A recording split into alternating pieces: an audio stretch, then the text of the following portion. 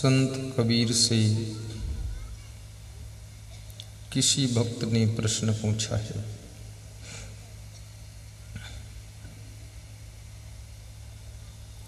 संसार में वे कौन से लोग हैं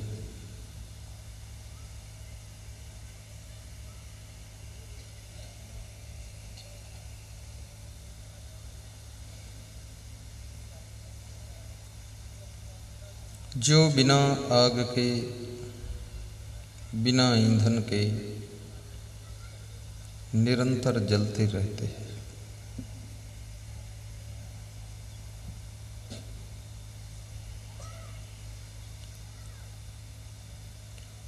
उनके भीतर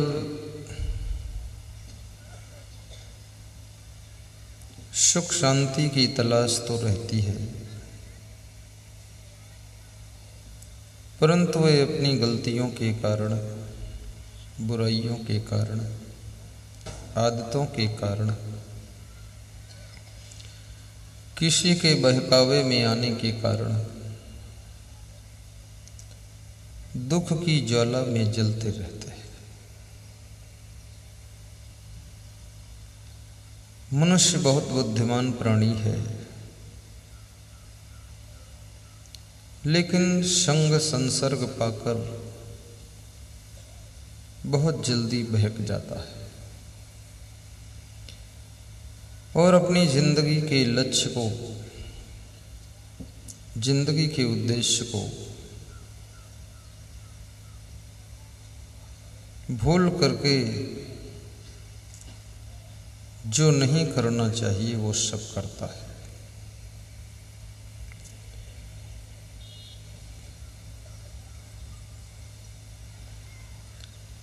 कबीर से पूछा गया, इस भीतर लगी हुई आग को बुझाने के लिए मनुष्य को क्या करना चाहिए। संत कबीर कहते हैं, नर हरि लाग, विकार बिनु ईंधन मिले न बुझावन हारा। हे नर, हे इंसान, तू हरि की भक्ति में लग, सत्संग में जाकर अपनी लगन लगा और स्वयं को पहचान कि मैं कौन हूं।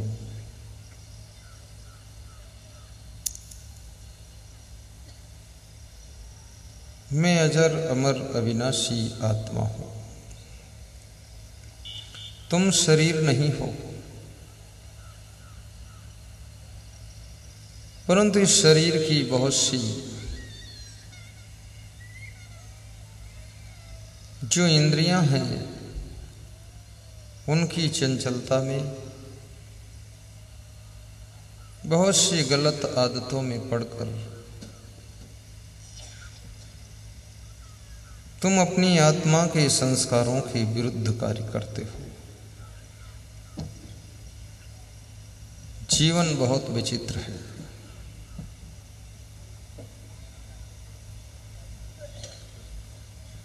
नर हरि लाग दो विकार बिनु ईंधन मिले न बुझावन हारा। साहब कहते, मनुष्य के अंदर मनोविकारों की आग लगी है। मनोविकार क्या है? ये मन के अंदर जो काम, क्रोध, लोभ, मोह, अहंकार, ईर्ष्या, द्वेष, इसकी आग लगी हुई है। दूसरों से ईर्ष्या करके भी मनुष्य अपनी शांति को जलाता है। विकास और सफलता में लगने वाली शक्तियों को ईर्ष्या की अग्नि में तुम जलाकर राख करते हो। और ईर्ष्या एक ऐसी बीमारी है कि ना हुआ दुख तुम दूसरों के कारण अपने भीतर पैदा करते हो। दूसरों की उन्नति, दूसरों का विकास देख करके तुम्हारे सीने पर सांप लौट जाते हैं। जिसको ग्रामीण भाषा में ऐसे लोगों को झरसुआ कहा जाता है कि ये बहुत झरसुआ आदमी है। और कितने लोग कहते हैं ये सब हमको देखकर जलते हैं। और कितने लोग मुझको मिलते हैं तो कहते हैं अब हमारे आसपास के लोग भी जलने लगे।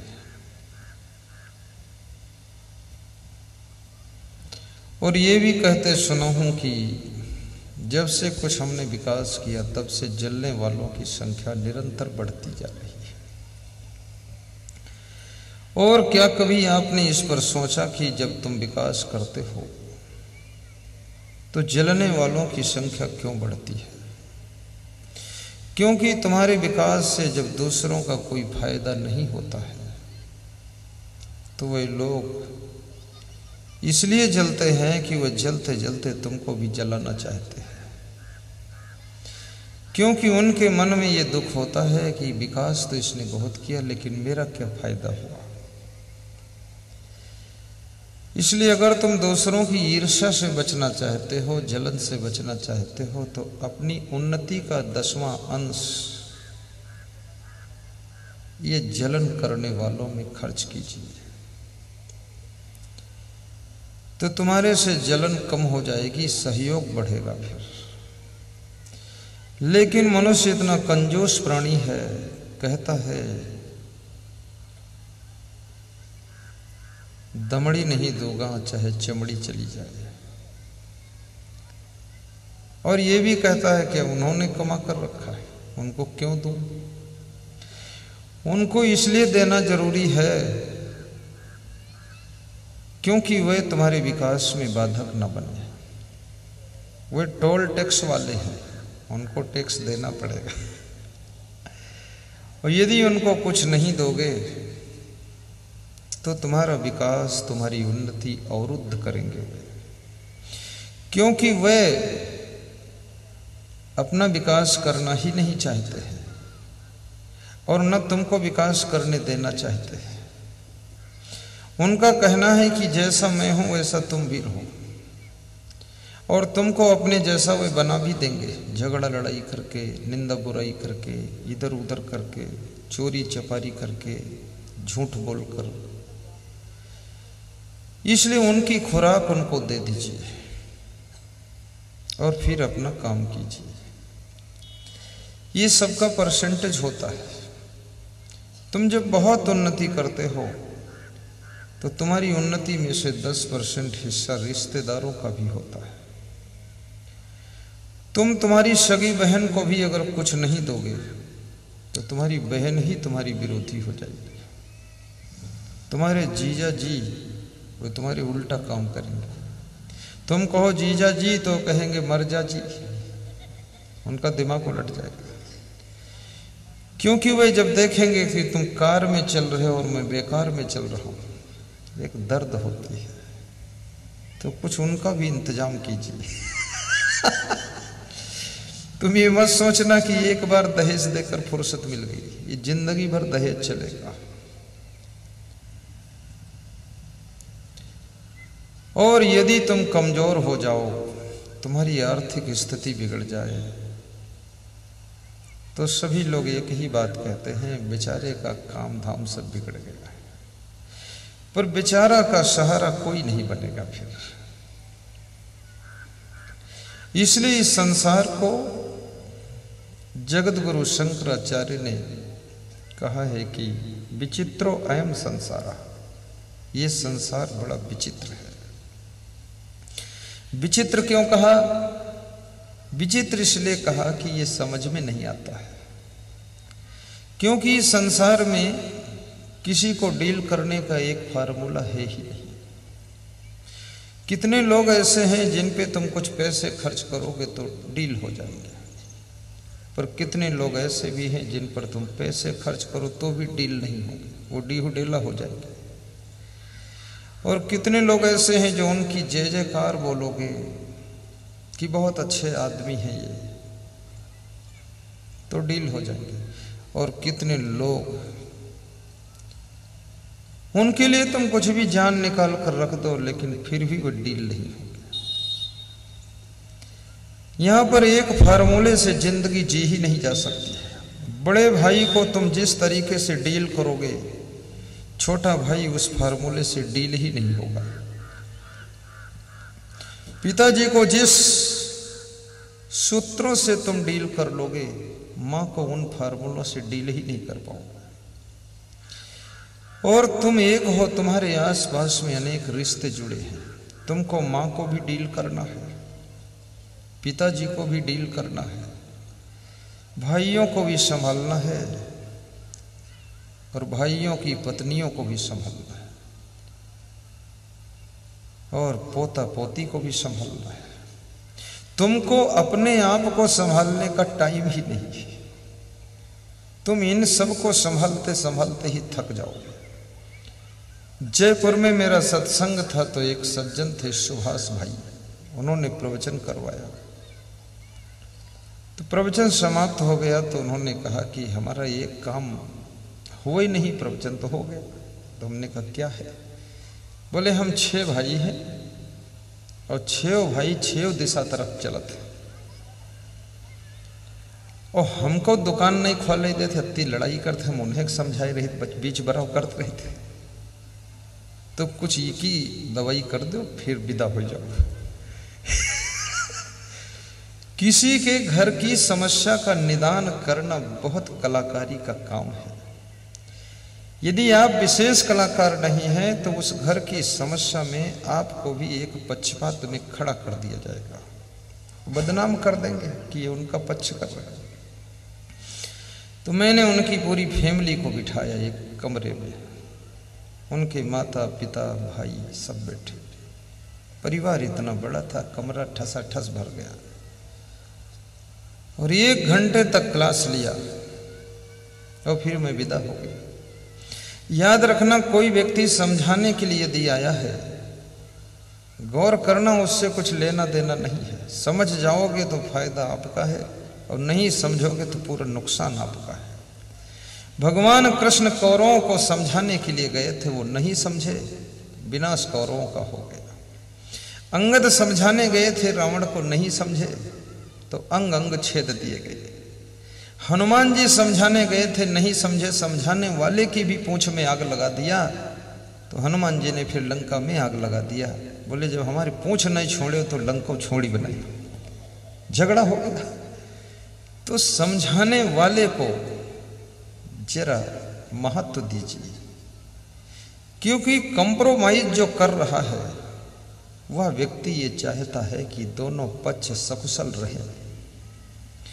क्योंकि ईंट पत्थर जब टकराएगी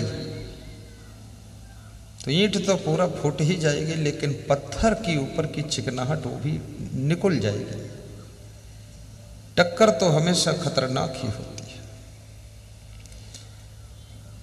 1 महीने बाद उनका फोन आया कि आधा सुधार हो गया है, एक बार और आ जाओ। 2 वर्ष हो गए, हमको जाने का मौका ही नहीं मिला। फिर मुझे मिले इस साल, बोले कि पूरा बिगड़िन जाई घर तब ही होगा। तो हमने कहा एक एक घर संभाले टाइम नहीं, सब एक साथ हम संभालते हैं। प्रवचन सुनो। अरे बोले पधरौनी आ जाओ बस 1 घंटा। अब ये लोग कितने अज्ञानी हैं, जिनको समझाने में ही बुद्धिमान व्यक्ति का टाइम, बुद्धिमान की बुद्धि खर्च होती है। इन मूर्खों का कहां उद्धार होने वाला। तुम दूसरों को न समझा सको तो उतना बुरा नहीं है, लेकिन तुमको खुद न समझाना पड़े, अपने समझ कर चलो। और मनुष्य एक ऐसा ना समझ प्राणी है। सासू अपनी बहू को समझाते समझाते थक जाती है। सासू के अंदर आशा थी कि बहू आएगी तो बड़ा सुख मिलेगा, और बहू आई तो बहुत दुख मिला है। क्यों? बहू बड़ी नासमझ भी है, और बहुओं के कई मॉडल हैं, और सासुओं के भी कई मॉडल होते हैं, और कोई मॉडल के साथ सेट होता ही नहीं है। सब नए मॉडल हैं, इंग्लैंड का मॉडल, अमेरिका का मॉडल, रहते हिंदुस्तान में है, मॉडल सब विदेशी। सिटिंग बैठती नहीं। सासू कहती है आई एम राइट, मैं बिल्कुल ठीक हूं। बहू कहती है मैं तो जन्म जन्म से ठीक हूं। तो ये गलत कौन है? हम गलत हैं क्या? गम खाना भी सीखो। और ये भी याद रखना, यदि तुम्हारी वजह से तुम्हारी सासू बहुत दुखी रहती है, तुम्हारी वजह से तुम्हारी बहुएं बहुत पीड़ित हैं, तुम्हारे कारण अगर तुम्हारे बेटे बड़े चिंतित हैं, तुम्हारी वजह से तुम्हारा बाप बहुत टेंशन में रहता है, तो ये बहुत बड़ा पाप तुमको लगेगा। क्योंकि किसी को सुख ना दे सको, शांति ना दे सको, तो कोई पाप तो नहीं है, न पुण्य है। लेकिन किसी की शांति को तुम नष्ट कर दो, और किसी के मन की चैन को भंग कर दो, और किसी का सोना हराम कर दो, और जीना हराम कर दो, तो इससे बड़ा और पाप क्या हो सकता है? इसका फल बहुत जल्दी आने वाला है।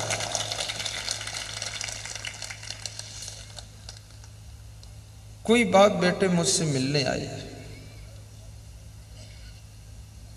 तो जो बेटा था वो ऐसा दिख रहा था कि ये बाप है, और जो बाप था वो लग रहा था ये बेटा है।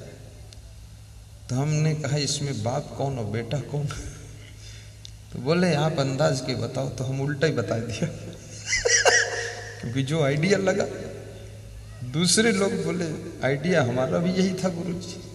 तो ही बोले ऐसा नहीं है गुरुदेव, उल्टा हो गया। तो मैंने बेटे से कहा तुम बूढ़े जैसे क्यों लगते हो, और बाप से कहा तुम कोई फर्क ही नहीं पड़ा। तो बेटा बोला कि हम इस बाप के कारण बूढ़ लगे थे, कि वो आवारा बाप है इसको कोई फिक्र ही नहीं है, कहीं चौराहे खड़ा है, कहूँ पान ठेला बतलात है, कहूँ तखत पर पहुड़ा सौत है, कहूँ पैरा खर ही मिलेगा तो हुए सौत है। अरे ये भैंसी के साथ नांदन तरे सोई जा, बहुत हैरान हनी बाप से। इसकी टेंशन में हम बूढ़ी हुई गए नहीं, यू वैसा ही बौड़म। ये बाप को कौन समझाए और जीवन में गौर से देखो तो आदमी को अपनी चिंता तो कम है। कहीं तुम बेटे की चिंता में दुखी हो, कहीं पत्नी की चिंता में दुखी हो, कहीं पति की टेंशन, कहीं भाई की टेंशन, कहीं देवरानी की टेंशन, कहीं पड़ोसी दुष्ट है, खाम खा की मुकदमेबाजी कर रहा है। वो कहता है न चैन से रहूंगा न चैन से रहने दूंगा। अब इसका इलाज है क्या? और याद रखना, जो दूसरों की नींद हराम करता है, जो दूसरों का सोना भंग कर देता है, जो दूसरों की चैन को छीन लेता है, जो दूसरों के आनंद को लूट लेता है, और जो दूसरों के कार्य को बिगाड़ने के लिए ब्रेकर बनता है, और जो दूसरों की उन्नति में बैरियर बनकर खड़ा हो जाता है, ऐसे लोग बहुत बड़े पाप के भागी होते हैं। सहयोग किसी का न कर सको कोई बात नहीं है, लेकिन खाम खा टांग अड़ाना, लोगों को डिस्टर्ब करना। भगवान श्री राम से पूछो, उनकी जिंदगी को झांक कर देखो। बाली का वध किया, अंगद को गले लगा लिया, सुग्रीव को राज तिलक लगा दिया, अंगद को युवराज बना दिया। राम के अंदर ये लालच नहीं आया कि ये राज्य भी मैं ही ले लूं। ये राम का भजन करने वाले, सवेरे उठ करके जय श्री राम बोलने वाले, आजकल तो लोग जय श्री राम भी बंद कर दिए। अब तो लोग बस नमस्ते और कुछ भी नहीं समझते।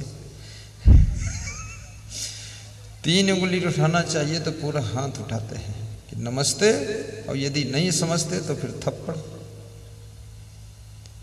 सब नमस्कार भी बिगड़ता जा रहा है। लेकिन राम के विचारों को याद करो, अपने भाई के साथ, अपने पड़ोसी के साथ, कुटुंब के किसी सदस्य के साथ में थोड़ा त्याग रखो। दूसरों का हिस्सा लेने के लिए लालच मत कीजिए, दूसरों की मेड़ मत खोदिए।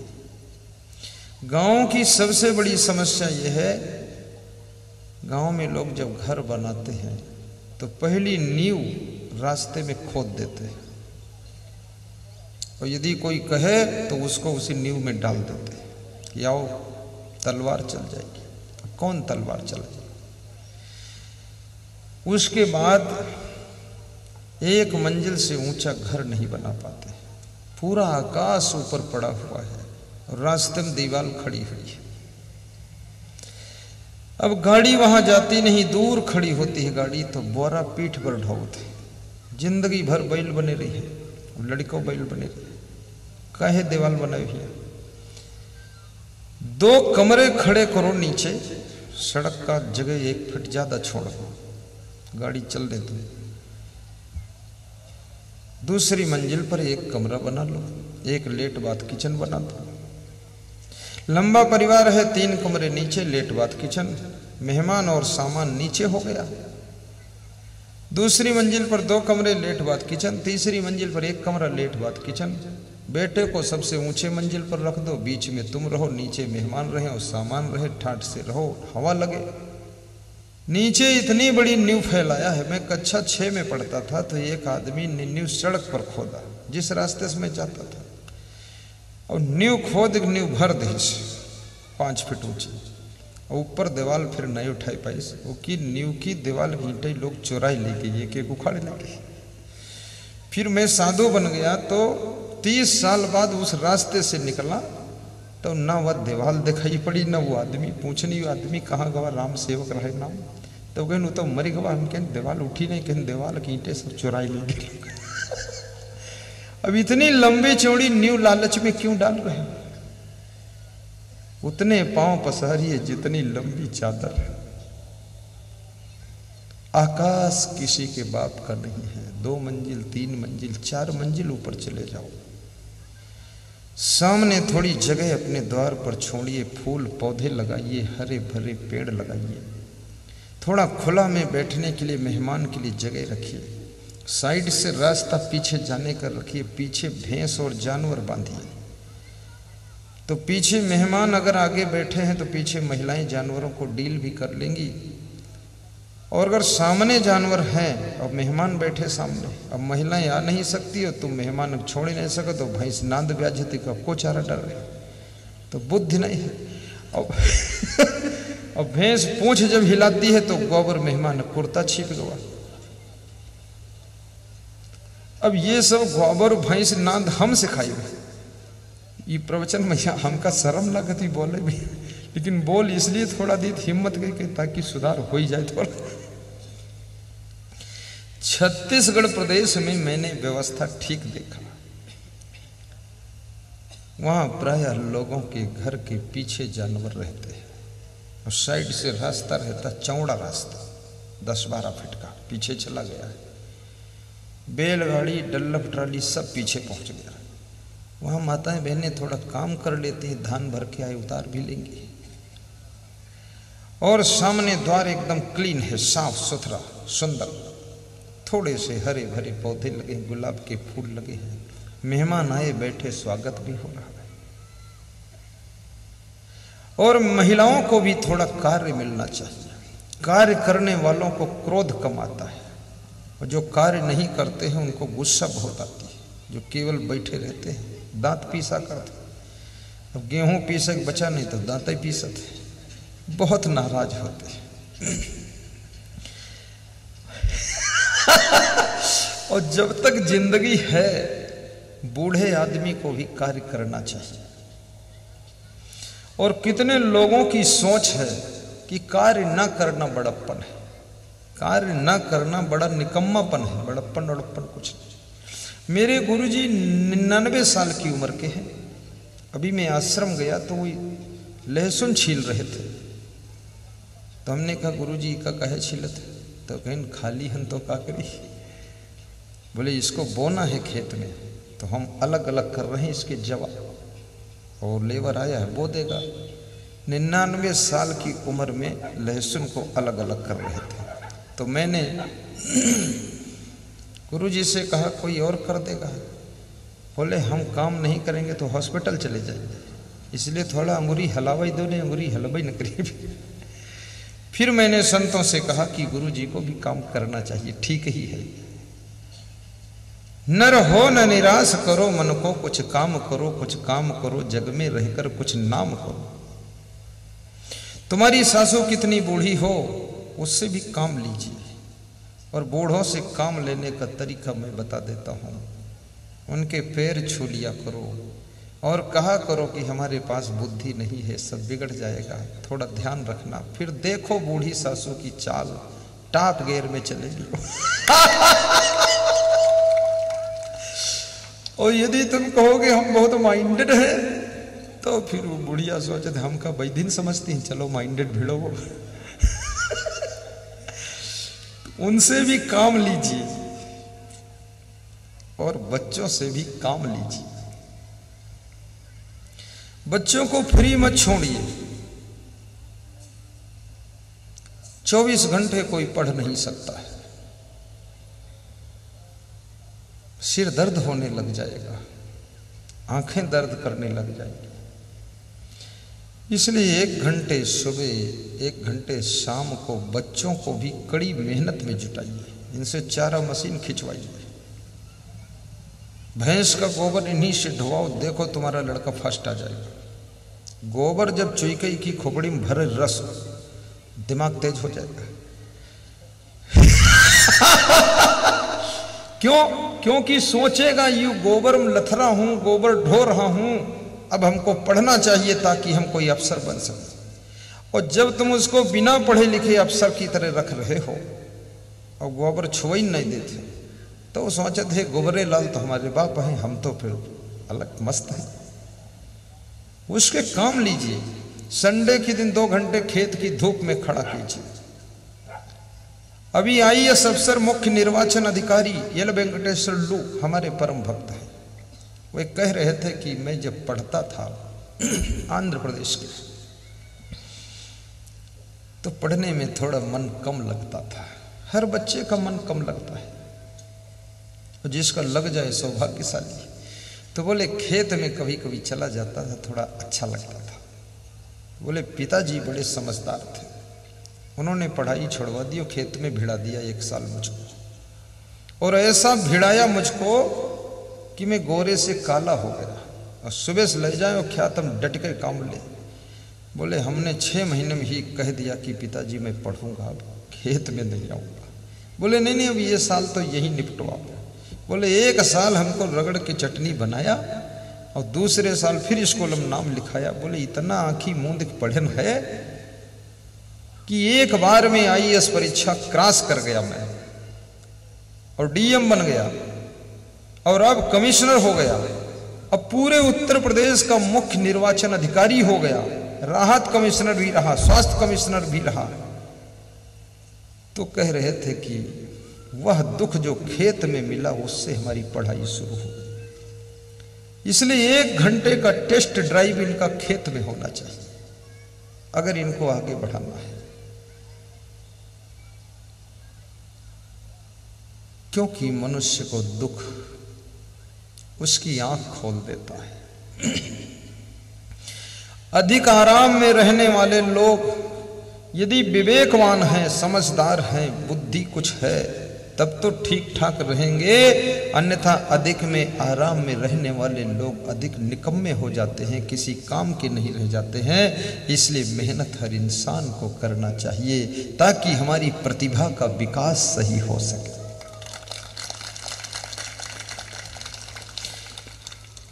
परंतु हर माँ बाप के अंदर एक अहंकार होता है कि मैं ऐसा बाप बनकर दिखा दूंगा, बेटा भी समझेगा कोई मेरा बाप है। बेटा तो समझता है कोई मेरा बाप बेवकूफ है जो खूब ढौवत लादत है, मजा उड़ाओ, पैसा बर्बाद करो। ये अभिमान मत दिखाइए।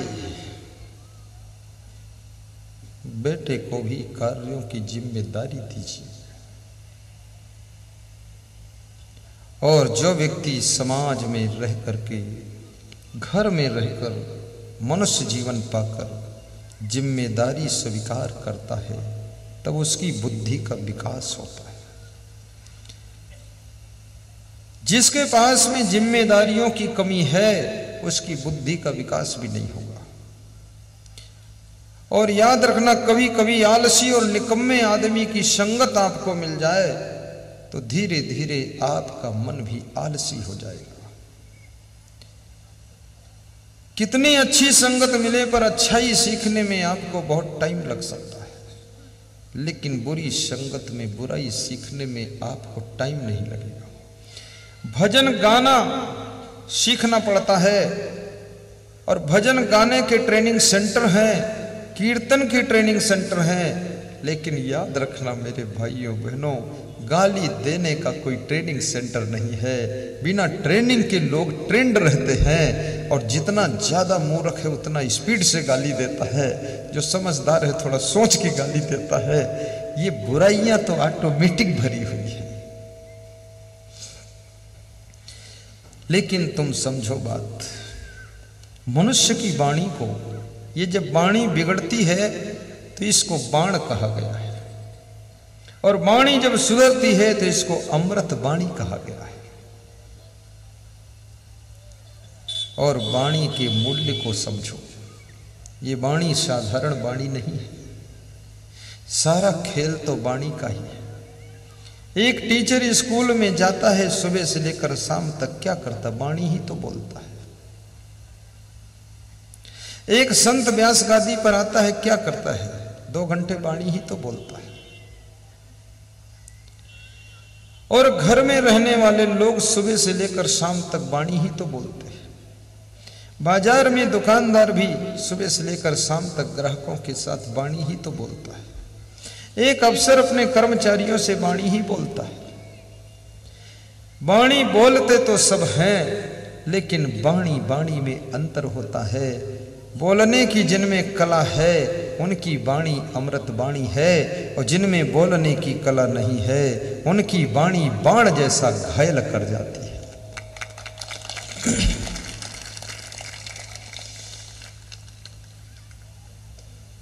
मनुष्य को अपना स्वभाव भी अच्छा बनाना चाहिए।